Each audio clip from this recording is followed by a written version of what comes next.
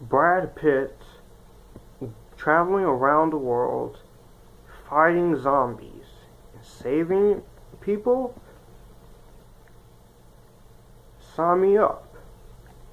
Sign me up. That is a good time.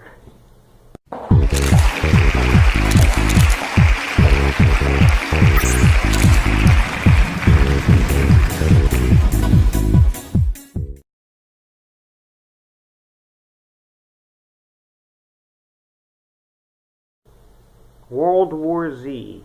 So World War Z comes to us from Marc Forster, the director of movies such as Finding Neverland, Monsters Ball, which is one of my most popular uploads since I reviewed it earlier this year for Valentine's Day, and recently the live-action Disney film Christopher Robin, written by Matthew Michael Carnahan, Drew Goddard, and Damon Lindelof, based on the book of the same name written by Max Brooks. Stars Brad Pitt, Mireille, Enos, James Badge-Dale, Matthew Fox, and a bunch of other people. And the premise of World War Z is we meet former UN investigator Jerry Lane, and he has a loving wife and 2 daughters, and is one of the daughters of his birthday. And so they decide to spend the day together. What happens is, him and his family, they get stuck in the urban gridlock, and he senses that there is not ordinary traffic jam. And his suspicions are confirmed when the city suddenly erupts into chaos, and you have this lethal virus which spreads through a single bite, and it turns healthy people into something vicious, unthinking, and feral, which is zombies. And as the pandemic threatens to consume humanity, Gary leads a worldwide search to find the source of the infection, and with luck, a way to halt its spread and stop the zombie infection invasion. This movie is awesome. I love World War Z. I love World War Z. It is fun, entertaining, zombie fun. Now, I do not own a copy of the movie for myself, but how I watched this is one of my 15-year-old twin sisters. She loves zombie movies, and she has this movie. And so I borrowed it and decided to watch it and review it for Halloween month this year. But the first time I saw this movie, back in 2014, I was excited to see how it was, because I heard some good things about it, and I did hear some bad things about it, but it puts a different spin on the zombie genre. You have zombie horror and action, and I like that. I like that concept here. I think it's awesome. I think it's a cool way to turn the zombie genre onto his head. Now, this is based on the book by Max Brooks. Now, I'm not sure if this is faithful to the book, or if it's like this in the book, but for an adaptation of the book, it's pretty different. It's pretty clever. And you have 6 different studios making this movie. You got Paramount doing this, Skydance, Hemisphere Media Capital, GK Films, Graham King, Plan B Entertainment, Brad Pitt's production company, and Two Ducks 2. And they put a lot of work and money into this. $190 million. And it shows. Now, this movie did have some production troubles getting financed and with the last act of the movie. And yada yada. But it worked out for the better. And because the movie came out, it was a huge success. One of the highest grossing zombie films, $540 million. Even though it's PG-13. But there is an unrated cut of this film that adds more gore and violence. I haven't seen the unrated cut. I'm just judging this off the PG-13 cut. The film is now 56 minutes long. And it is a very quick hour and 56 minutes. It gets you straight in, gets you straight out. I was surprised how quick this movie was when I first watched it. And the more I rewatch it, I'm even more surprised at how quick and fast this movie goes.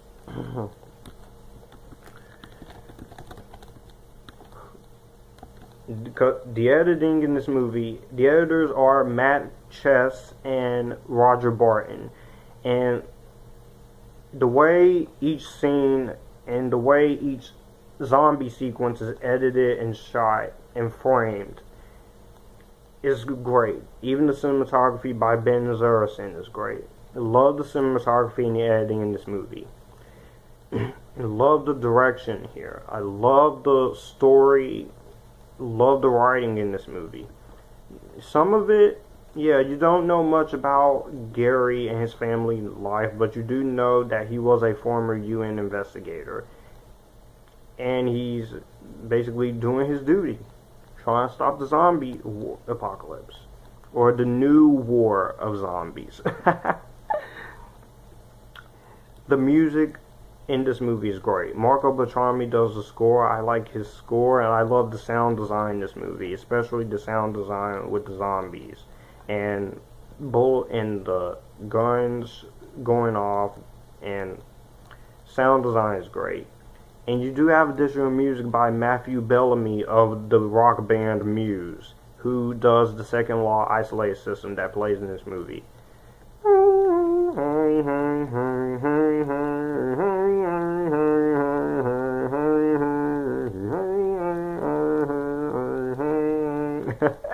Sorry about that. Now, another one of my problems is, besides you don't know much about Gary's family life or his personal life, is I kind of feel like that James Badgedale and Matthew Fox are pretty underused in this movie, and they should have been in this movie a lot more than what they were given. But I guess they were doing other films. And James Badgedale, he was also in another movie in 2013, which was Marvel's Iron Man 3. And I like Iron Man 3.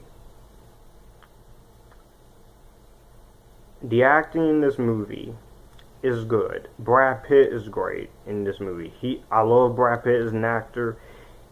He does great in his roles. Even if the movie is not very good, he does great. And I love him in Mr. and Mrs. Smith. I know John Avenger 7195 is not a fan of it. I love Interview with the Vampire Chronicles. He was great in it. You got Mireille Enos, which this is the only thing besides If I Stay I've seen her in. And she's beautiful in this movie, beautiful redhead. She's very attractive in the movie. She's a great actress herself. And she is a redhead, but hey, y'all know how I am. I like redheads, blondes, and brunettes. But brunettes and redheads are my favorites. And blondes. James Badgedale, Matthew Fox. For their little screen time, they do fine. You have the two daughters kids who played his daughters, Brad Pitt's daughters, they do fine. Daniela Kerterz, she is pretty good. You got Fana Mokoena in here. Then you have Pierre Francisco Van Vino and Ruth Negga, who was in, no, not the actual curse word. Ruth Gga. That's how you spell her last name. She was in the movie Loving back in 2016. The acting is good. And the action sequences and the zombie sequences are fun to watch. But my favorite scene in the sequence with the zombies is that you have the zombies and Brad Pitt's off doing what he do. And all these bunch of zombies, they start climbing on top of this wall. And I'm like, yes, some of the zombie effects are CGI, but the zombies in I Am Legend were also CGI, so I'm used to it. You could have added some practical zombies, stand-ins for the zombies, but I get you didn't want to make the budget over it already was, but I'm just saying.